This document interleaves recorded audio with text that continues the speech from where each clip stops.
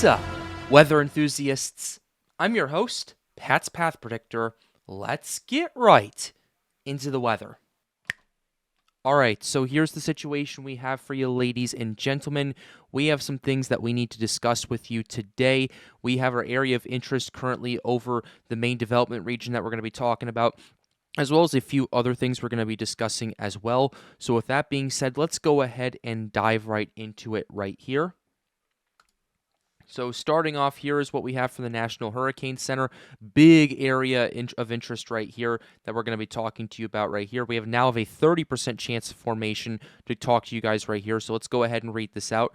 A tropical wave is forecast to emerge off the west coast of Africa on Sunday. Thereafter, environmental conditions could support some slow development of the system, while it moves westward to west-northwestward at 15 to 20 miles per hour across the eastern and central tropical Atlantic next week. 30% chance in the next 7 days. It was at 20% when we talked about yesterday. So this is more of a long-term threat that the NHC is highlighting right here. We're definitely going to want to watch out for this as well and see how this will ultimately pan out. Still watching areas off Central America and in the Gulf region as well, as the Climate Prediction Center highlights another risk area over there as well in the next 2-week forecast. So we're going to be talking about those two areas in particular today. So let's go ahead and get to the satellite.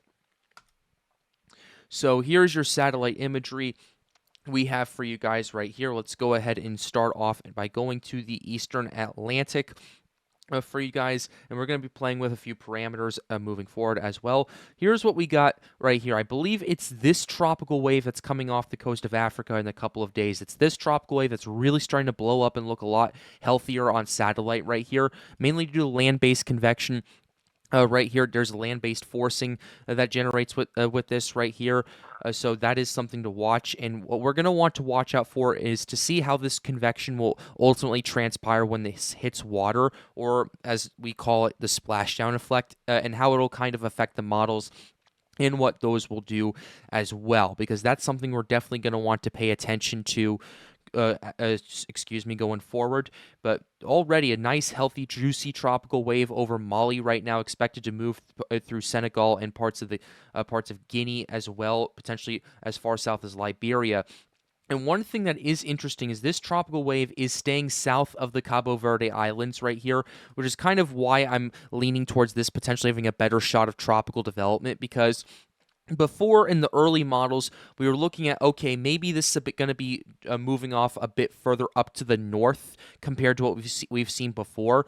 And if this moved further to the north and it started to kind of emerge either at the latitude or north of the Cabo Verde Islands right there, that would be a bit of a problem for development, because it's going to be moving into cooler waters, just a worse environment going forward, and we wouldn't really see that big of a chance of anything happening.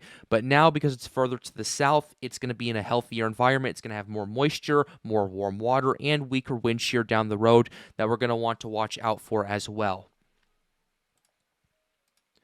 Another thing to note as well is the water vapor imagery, as I was just mentioning. You do have more dry air to the north of this. This further southward shift and this kind of southward trajectory compared to what we've seen in the earlier guidance is a good sign for development with this, especially in the long run, as you do have a lot of dry air issues still in parts of the Atlantic over here. But ultimately, that further to the south shift, and that's kind of being replicated in some of the modeling as well, is going to give this a better, more time over the moisture and give it a better chance to kind of attach to the ITCZ and start to develop its own source of convection, because you do have this land-based convection right here that looks all nice and healthy and all that, but as soon as it touches water, it's going to lose that convection over there, and it's going to have to use the water temperatures, and it's going to have to use the warm waters to kind of find its source right there.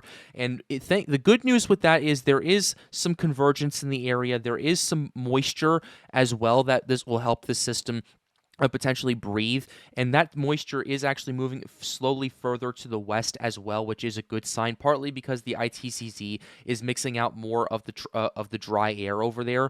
So we're going to want to watch that as well. But by and large, it is in a healthier environment for development, and that's something we're definitely going to want to watch out for right here. This is the true color that we have for you right here. Also, I think part of the reason we're seeing more convection is because it's late afternoon, early evening over in parts of Africa right here. So kind of what we're going to see is potentially a DMAX situation where it blows up all over the place in that region and then start to die down once it hits towards water. We'll have to watch that moving forward, but already indicators are better than what we were initially anticipating, and I think that's why the NHC increased the chance over there.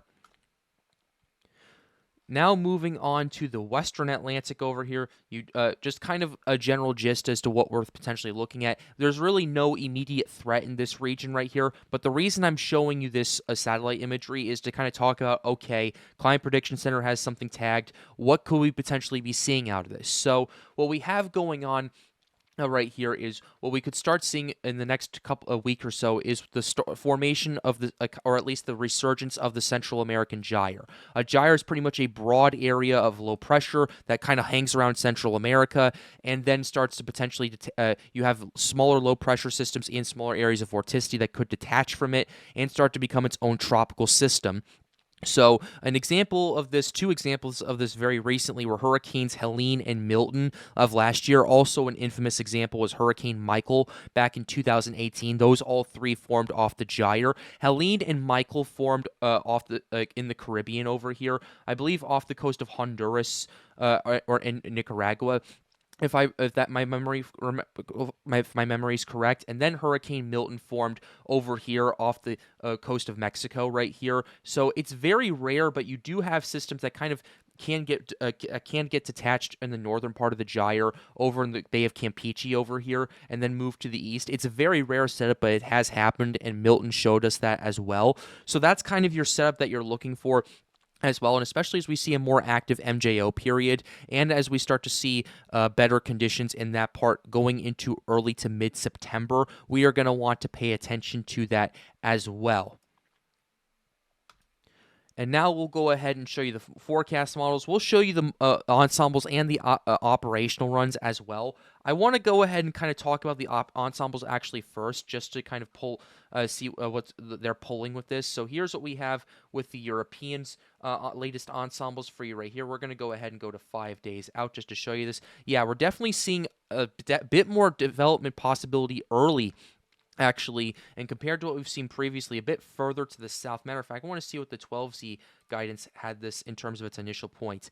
Yeah, it was actually a little bit, actually, let me take a quick gander at this. Yeah, it was kind of about the same area as well, so those models were definitely adjusting to that wave over there.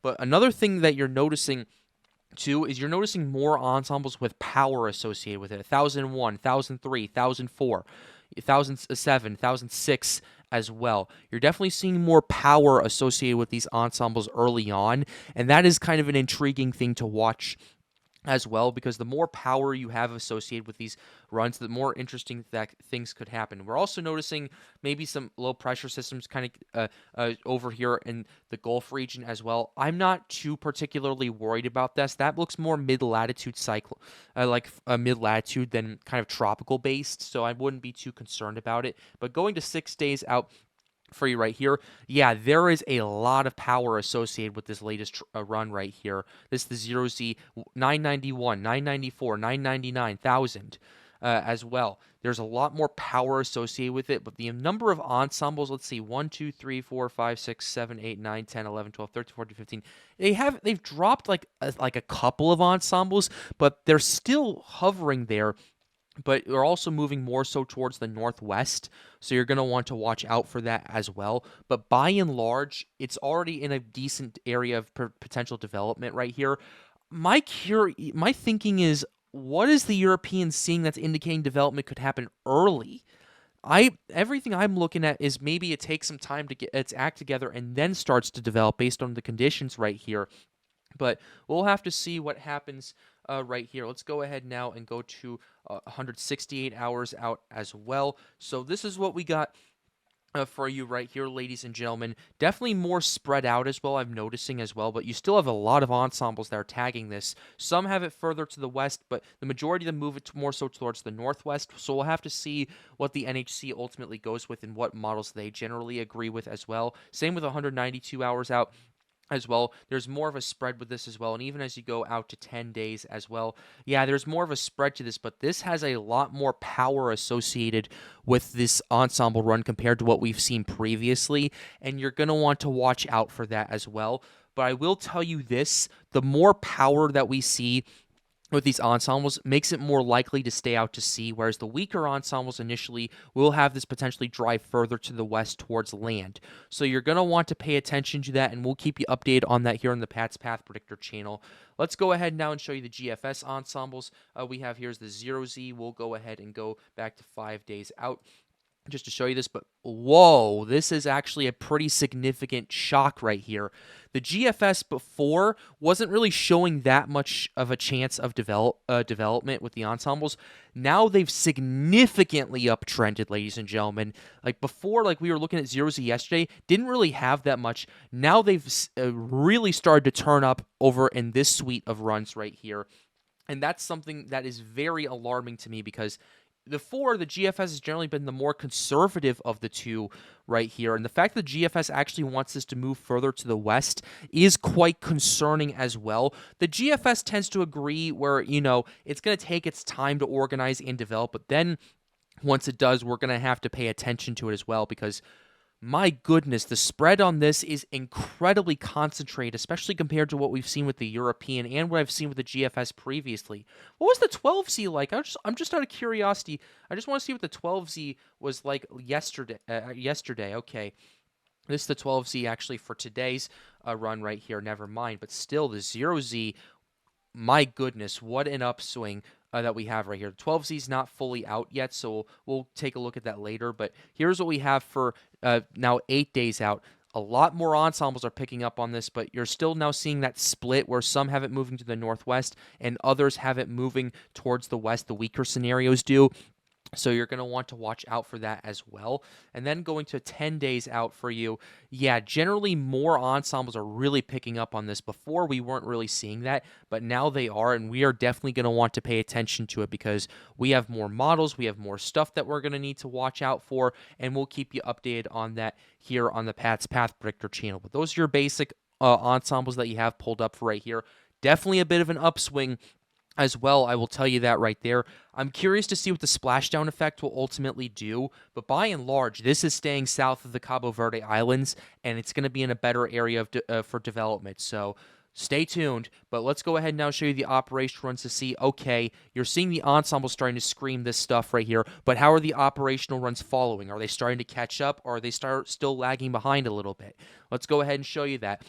Here's the European run right here. Wave comes off the coast of Africa in a couple of days right here. Kind of moves south of the Cabo Verdes, kind of what the ensembles are forecasting. Then you do have actually a low pressure system that does start to close itself off. That's relatively broad, that moves through the MDR, and this isn't like a one-time thing. This actually is pretty consistent for quite some time. Actually, then it moves to the northwest or so right here, and this low-pressure system actually kind of hangs around and gets down to 1,006 millibars or so by the time it gets over there, so it definitely hangs out a lot more, and the ensembles are definitely catching, not the ensembles, the operational, based on what I'm seeing right here, is starting to catch up to the ensembles, and that is an intriguing sign right here. What did I tell you guys? It's going to take a couple days for the operational runs to catch up. They're starting to now today, so you're going to want to watch out for that. Moving forward right there. It does kind of have it becoming an open wave after a little while, after about 10 days or so, but we'll have to pay attention to that going forward. So that's your European run that we have right here. Let's go ahead and show you the GFS right here. I'm going to show you both the 0Z and the 12Z to see, okay, what's the comparison right here. 12Z European, 0Z European, not European GFS, man, it's starting to pick up right here. The GFS actually wants the system to become a tropical storm pretty early down the line right here in the main development region, but mainly stays to the northwest right here. And then you do have a hurricane potentially happening according to the GFS, and that you have this high pressure system that blocks it from moving more to the northwest, and it starts moving due west at that point. But then you do have this trough over here that you're going to want to watch right here. But this is your first big hurricane type of scenario right here. The GFS 0Z wants this to be a major hurricane down the road right here. It may stay out to sea right here, but it's definitely something you're going to want to watch if you're in Bermuda and in Canada moving forward right here. So this is your first key big indication that, hey, you're going to want to watch out for this as well, because some big development could be happening with this, and we're going to keep you updated on this here on the Pat's Path Predictor channel. Going to the 12Z, just for context right here, if we can actually pull this up, yes we can. Here's what the 12Z is showing right here, still showing that development happening, although the 12Z GFS has this developing even earlier, just south of the Cabo Verde Islands, and really starting to build up right here. Gets up to tropical storm strength briefly, but then it starts to weaken and become an open wave. And this is interesting. The 12Z GFS wants this to move further to the south, similar to what Aaron did right here, and ultimately doesn't really have that much happening with it right there. So we're going to want to watch out for that as well. But the fact that the operational runs are catching up to the ensembles, and we're already seeing some potentially big stuff happening from some of them, is intriguing to say the very least, and we'll have to pay attention to that going forward. That's your GFS. What's the CMC going for right here? Let's see what the 0Zs and the 12Z is going for. Right here, let's go ahead and show you the 0Z. 0Z doesn't really have that much happening, so that's kind of interesting to say the very least. Right here, there's not really much going on with that. Let's see what the 12Z is going for right here with this. Yeah, it's mainly the European and GFS that's leading the charge, although you did have something starting to pop up over here down the line, but it's mainly the Euro and the GFS that's starting to lead the charge. And lastly, we'll check the icon just to see, okay, what's going on with that one. Icon's pretty interesting. Right here, Icon is actually agreeing with the European and GFS, although it does start to make that turn a bit further to the north and a bit like just west of the Cabo Verde Islands, a bit earlier than what both the Euro and GFS are going for. So you're going to want to pay attention to that. But you have 3 of the 4 operational runs that we have for you right here that are kind of going, okay, we're looking at some pretty significant development potentially happening. We're going to want to watch out for this. So that's something you're going to want to pay attention to right here. It's going to still take a little bit of time for the operational runs to catch up fully to the ensemble, so you're going to see some back and forth right there. But by and large, the fact that we're starting to see this is pretty intriguing right here, and in not the best environment either in terms of conditions right here, because the water temperature is nice, you have plenty of moist air, but it's mainly the shear that's kind of potentially going to hold it back, at least according to what I've seen so far. And I actually want to go ahead and take a quick look at the shear and the moisture right here, and we'll use the European for that, just to kind of get show transparency and kind of use that as kind of our baseline. Here is your wind shear that you have pulled up for right here. The European has some shear kind of in parts of the MDR. That's expected to weaken in the next couple of days as this low pressure system starts to come off the coast of Africa. It remains further to the south right here, and you do have some shear further up to the north right here to pay attention to. That usually is an indicator that, okay, maybe it's not the best environment, but I would say at this angle, and if it stays far enough away from the main area of convection, that actually could be a very big net positive. And the reason I say that is because a shear at an angle like that can help enhance the outflow that a tropical wave or something that's developing can kind of catch on to, and really help with the circulation, really help tighten the pressure gradient and allow for it to develop and actually breathe a lot more than you would typically see with what we saw with what we'd see in the classic hurricane case right here. So that could be a scenario where that happens, and that shear could be a net positive, especially early on. But as time goes on, you do start seeing more shear and a pretty big trough starting to move into parts of the Atlantic right here that could potentially hinder it and start tearing it apart right here. So we're going to want to watch out for that as well. That does start to weaken quite considerably after a little while, but we'll have to keep an eye and see how that will ultimately pan out, and we'll keep you updated going forward. Lastly, let's go ahead and show you the moisture component to all of this. Moisture is pretty interesting as well. You do have a bit of a moisture infusion because of the tropical wave. Yes, there is going to be some dry air affiliated with it, but as long as this wave stays in that pocket of moist air and can mix out whatever dry air tries to get to it, it'll have a decent shot of development. And I think that's why the GFS was favorable at the 0Z for that, because it kind of had more of that moisture getting in there and that dry air getting mixed out a lot faster. So that's something you're going to want to watch out for. But ultimately, we are starting to see an uptrend right here. That's kind of what we're looking at right here. And we'll have to keep you updated on all of the latest updates here on the Pat's Path Predictor channel. But with that being said, we're going to go ahead and close the video out right here. I really hope you enjoyed it. Be sure to like the video and subscribe to the channel if you are new. The goal, as always, is to get more people engaged with weather. If you would like to help out, hang out, or ask us some questions, feel free to join the Storms United Discord server. The link to that will be in the end screen. Really appreciate it if you joined. And with that being said, have a wonderful day, guys. Stay safe.